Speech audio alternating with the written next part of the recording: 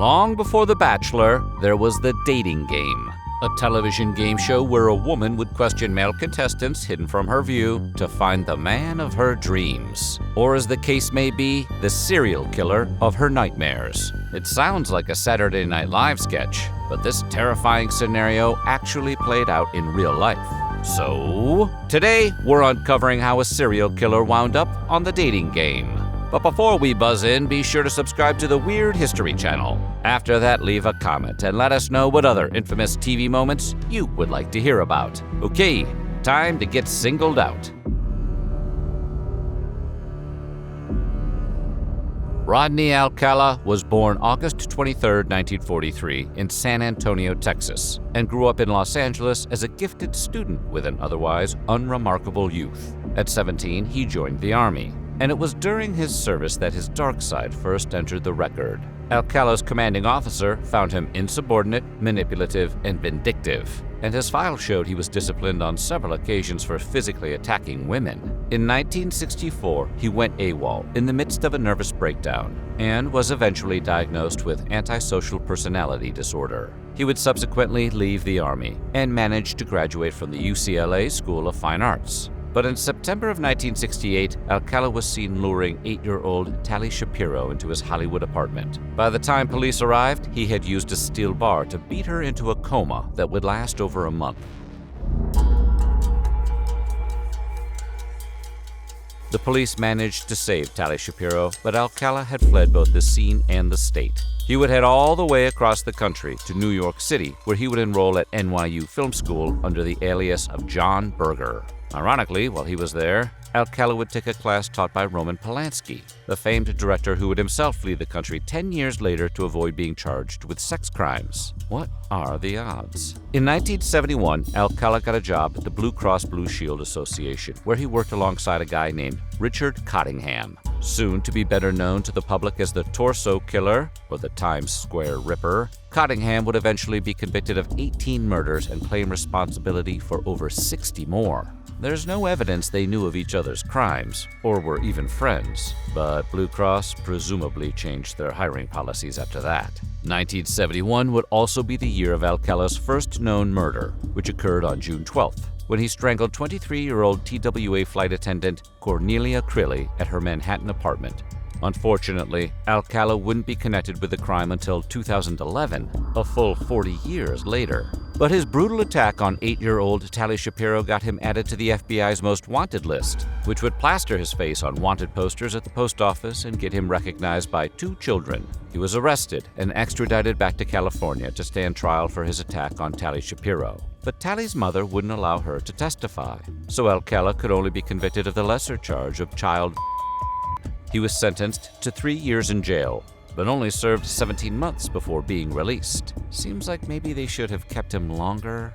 Less than 8 weeks later, Alcala was arrested for assaulting a 13-year-old girl. Despite his status as a dangerous repeat offender, he was back on the street by 1976, just 2 short years later. Given how easy the California penal system seemed to be taking it on Alcala, it's not surprising that his parole officer inexplicably decided it would be cool for him to up and move to New York. After all, what harm could he do there?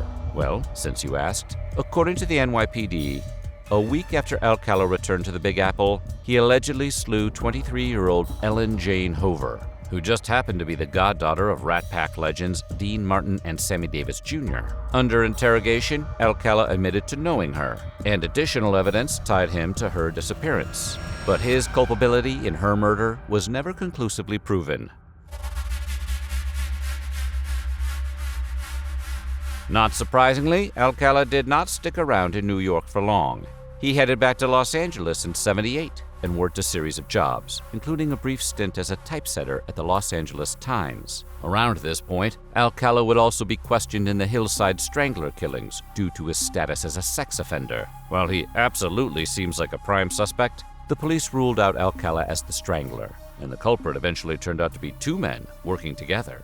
But Alcala wasn't exactly staying out of trouble either. he started fraudulently holding himself out as a professional fashion photographer, a title he used to trick hundreds of men and women, including several minors, into posing nude for him. He then shared those pictures with his co-workers, and when questioned about the images of minors, Alcala insisted the model's parents had hired him to take the photos, which is a bad excuse. All that means is more people need to go to jail than just you, Rodney. Many of the people in his photograph collection remain unidentified to this day.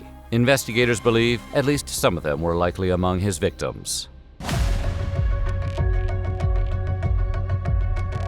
It was after all of that, in September of 1978, that Rodney Alcala was selected to appear in the all-new Dating Game. For everyone who didn't grow up in the 70s, the Dating Game was a game show hosted by Jim Lang.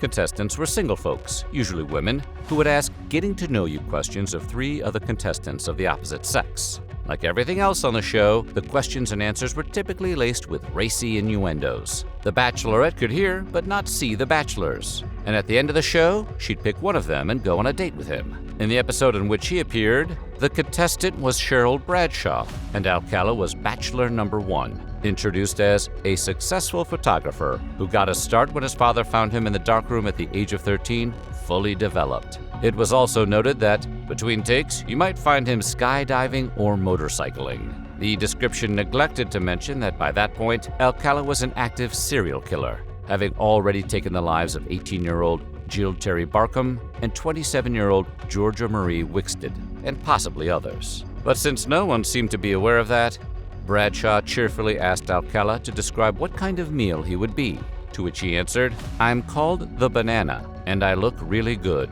Peel me." Bradshaw found it funny, and in what could have easily become the worst decision she ever made in her life, she chose Alcala to be her date. Yeah, not only was a serial killer a contestant on the Dating Game, but he actually won. I wonder how the guys who lost to Alcala felt. One of those other contestants talked to Alcala and would later describe him as a standout creepy guy in my life. And he wasn't the only one who thought so. Despite the fact she picked him to be the winner, Bradshaw immediately changed her mind after meeting Alcala face to face. Because she thought he was acting really creepy, they did not end up going on that date. After snatching defeat from the jaws of victory on the Dating Game, Alcala went on a rampage that would become notorious, racking up victims at a drastically increased rate. In June of '78, he slew 31-year-old legal secretary Charlotte Lee Lamb. And in February of '79, he kidnapped 15-year-old hitchhiker Monique Hoyt. Hoyt managed to escape and report the crime to police, but Alcala's mother was allowed to bail him out of jail. The following June, Alcala dispatched 21-year-old Jill Marie Parenteau after meeting her at a local bar several times. He did the same to 12-year-old Robin Christine Samso that same month, whom he abducted while she was returning home from her ballet class. Some have theorized that Alcala's rejection on the Dating Game may have exacerbated his bloodlust.